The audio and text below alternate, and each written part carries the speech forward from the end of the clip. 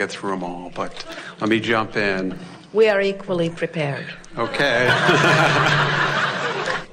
I would like to get a clearer and broader understanding of the illusion of me and the illusion of separation of my mind and personality from other individuals. I've seen how my thoughts affect what I experience and what I see from others, and how their thoughts affect them and what they see from me. Most of the time I feel like a distinct individual, but sometimes when I observe those close to me, I lose sight of that distinction momentarily and realize that we're just making this all up.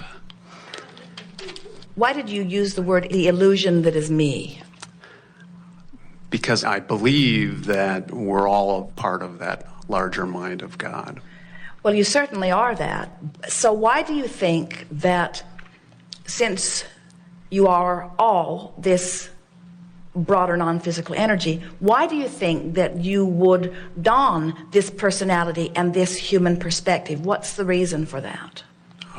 To enjoy myself, to have a fun time, a unique experience. So Source is having a myriad of vantage points that are playing off one another for the purpose of coming to new conclusions.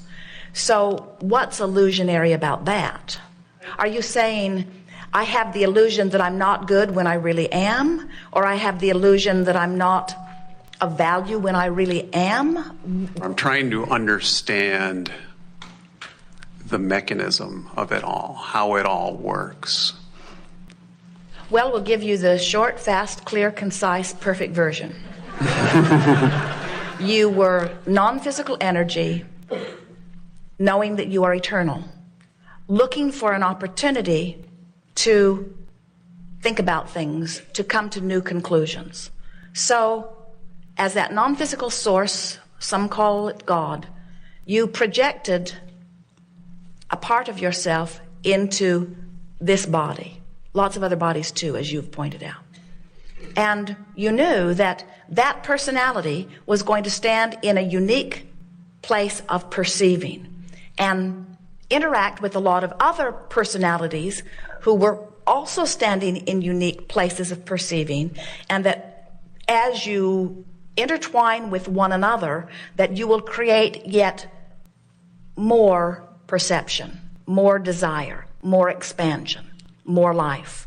And as that source energy, you know that that is the nature of your being, and so you just went with that flow. In other words, it was just the natural thing to do. So then you come forth into this physical body. Now, when you get forth in this physical body, let's say that you are born and bam, you fast forward and you're here listening to us. And you haven't learned anything else along your physical trail. And so now you're alert, you're in an environment that you understand pretty well, and you're hearing that source energy explain to you what you're here about and what to do next. And so we say, welcome to planet Earth. We say, you came here with great reason for being here, and you have a whole host of resourceful source energy that is flowing to you constantly. And here in this physical body, you will stand in your unique perspective, for no one else in all of the universe stands exactly where you stand. And as you look around, you're going to see things that you like and things that you don't like.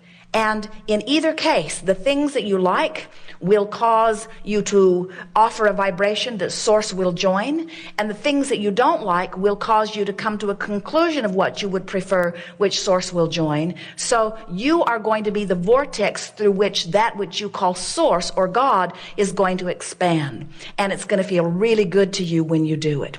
When you find something that you don't like, as you quickly turn your attention to what it is that you want, you will stay in complete alignment with that which is source. In other words, as you let the contrast give you an idea of what you want, you will be a perfect vibrational match to that new thing that you want, as source will be. And in doing so, you will feel fed, you will feel fueled, you will feel uplifted, you will feel eager, you will feel love, you will feel joy. And you said, oh, I would like to go forth and do that. That was the plan. That is the plan. Now, what sometimes happens, and that is the reason that someone would ask a question like this, what sometimes happens is that you come forth into this physical body, you focus upon your life experience, and you see what you don't want, and you spend a lot of time analyzing what you don't want. Now, you've launched a rocket of desire, and the larger part of you has already become this expanded version of you, but you're holding yourself apart from that expanded version because you're still justifying why you want that. You're still explaining how wrong this is. You're still talking in the morning, even though you saw the television program last night about how out of line that gate agent is. In other words, you're still beating the drum of what you don't want. And in doing so, even though you had the option of your life coming into this body, your life helping you to find something you want, your life causing you to flow towards source, even though you had the option of completing that circle, sometimes you get stuck out here by pushing against what you do not want, which causes enough resistance within you that you are not allowing yourself to be who you really are. That's the big picture. That's the whole picture. So why did I come forth into this physical experience? For the joy of the expansion. So what do I do when it's not fun? Relax and go with the flow and it'll get fun. We're not kidding. We know that sounds simplistic, but it is accurate. So how does the illusion of separation work? Well, you're using the word illusion because what you're wanting to say is who I really am knows who I am. Who I really am flowed into this body. Who I really am rode the rocket of desire. Who I really am is the vibrational equivalent of what my life has caused me to be. And so my separation is an illusion. That's what you're wanting to say. And we want to say, let's not call it illusion. Let's call it a vibrational difference that is noted to me by my negative emotion. Let's not pretend that it is an illusion. It's a vibrational reality. Certainly, I'm not letting myself be who I really am. And I've convinced myself that I am other than I really am. I've convinced myself that I'm not worthy when I'm worthy. I've convinced myself that I'm not worthwhile when I am. I've convinced myself that I can't do it when I can. Is that why you are calling it an illusion? No. It's a word that I'm using. Well, stop it. Okay. Let me find something else. Because it's distracting and it doesn't apply and it isn't accurate. To use the word illusion implies that something is different than I see it. Yeah. And your guidance system is to help you to see it as you see it. And so it is accurate to say every time I feel negative emotion, I am seeing an illusion of what life really is because who I really am is seeing it more clearly. But we do not think the word is helpful to you. Okay. I'd like to also form a clearer understanding of the differences between physical and non-physical. I'd like to understand more what is the moment-to-moment existence for Abraham like. After you leave Esther, what will you do next today? Do you just watch us? What else fills your day? If our physical experience is so great, why do you choose to hang out and observe us from the sidelines in non-physical? If it's so great to be physical, why don't you get in the game and go through the veil of forgetfulness and join us out on the leading edge? We're starting to understand why you use the word illusion. Because your vantage point of us is so far from our vantage point, which is the reason for your question. So we have a similar question for you. If you bring your toaster here and you want to toast some bread, which is the purpose of the toaster, you would plug it into a current and then you would toast your bread. Would you say to the electricity, why aren't you a toaster? No.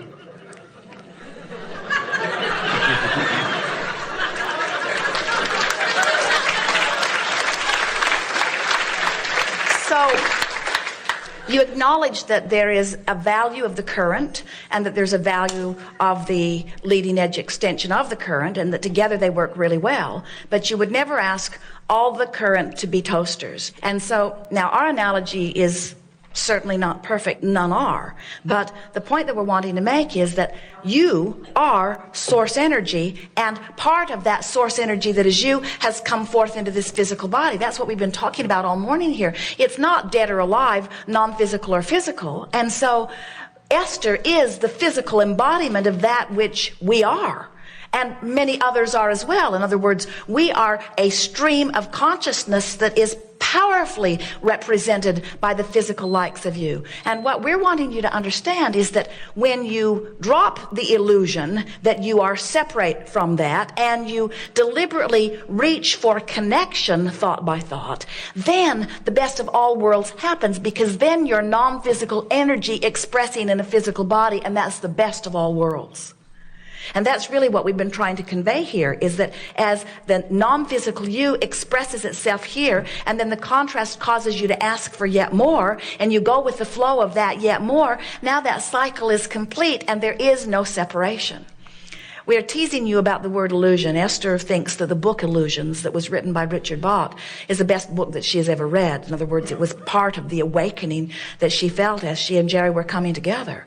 And so we are playing with you about the word illusion, but really everything that we talk about in this Art of Allowing workshop is about the art really of releasing the illusion of separation while you accept that you are an extension, an extension, an extension, an extension, and you can never separate yourself from that which is source. And you can feel in the moment how much you're allowing of that flow or how much you're pinching off of that flow, you see. Now, what's left undone there? Okay. That you spoke already. I'd like to understand a little bit more about the personality of Abraham. Clearly you have a personality. You're non-physical, but you take on this personality when you come to speak to us.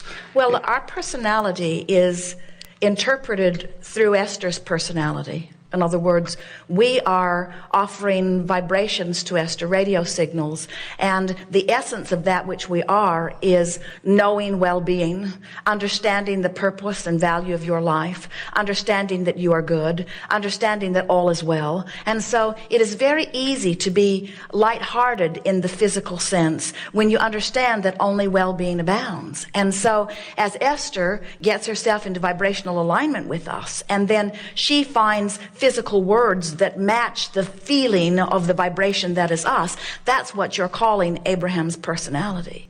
Abraham's personality would be different if it were spoken through another, because it is a blending of the two worlds. In other words, Esther is the lens through which we are reflected, you see. We are pleased with Esther's interpretation of that which we are, because we find it to be, for the most part, in alignment with that which we are. In other words, every now and again, if Esther's not up to speed with that which we are, she has a harder time finding the interpretation. She can always offer the words, but she cannot necessarily offer them in the exact spirit in which we are offering them.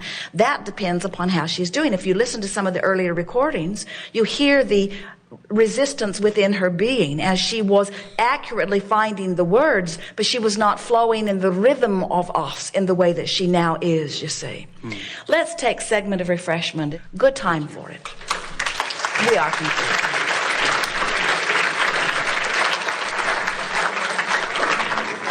We have enjoyed this interaction immensely. You are leading edge beings right out here on the leading edge of thought. Jerry has written on his notes again and again, new, first. And we say, while some of it felt a little bit to some of you like slow going, we have together taken thought beyond that which it has been before. And that is really, after all, one of the things that you were most exhilarated about coming into this time-space reality. You said, I'll go forth and I will expand. And then you said, but then of course everyone will. And then you said, but I'll go forth and I'll be consciously aware of my expansion. And we said, that makes you unique. And then you said, I'll go forth and I'll expand and I'll be consciously aware of my expansion, and I will deliberately point myself in the direction of that expansion, and therefore I will have joy as I am moving forward. And we say, that's what we remember you saying, and that's what we've come forth to remind you that you said. There is great love here for you, and for now we are incomplete.